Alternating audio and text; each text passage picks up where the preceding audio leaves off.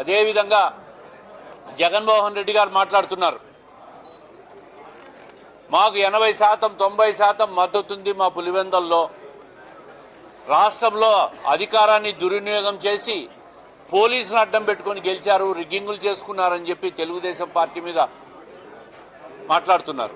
నేను ఈ సందర్భంగా ఒకటే చెప్తా ఉండా, మీకు 80% 90% మద్దతు ఉంది కదా, మరి మీరు ఎటు అసెంబ్లీకి పోవడం లేదు. మీరు రాజీనామా చేసి ఉప ఎన్నిక వస్తే మీరు కోరిన విధంగా కేంద్ర బలగాలతోనే ఉప ఎన్నిక జరిపిస్తాం. ఈ సవాల్ను మీరు స్వీకరించండి అని చెప్పి నేను కోరుతా ఉండా.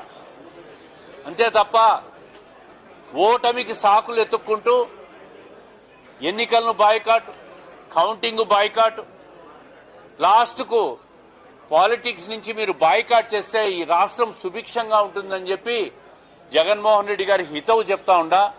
ఏది ఏమైనా లతారెడ్డి గారికి ఈ గెలుపు శుభాకాంక్షలు తెలియజేసుకుంటూ, ఈ గెలుపుకు సహకరించిన తెలుగుదేశం పార్టీ ప్రతి కార్యకర్తలకు జిల్లా వ్యాప్తంగా అందరూ కూడా ప్రచారంలో పాల్గొన్నారు. కూటమి పార్టీలైన జనసేన కానీ బీజేపీ కానీ ప్రతి ఒక్కరికి కూడా తెలుగుదేశం పార్టీ తరఫున శుభాకాంక్షలు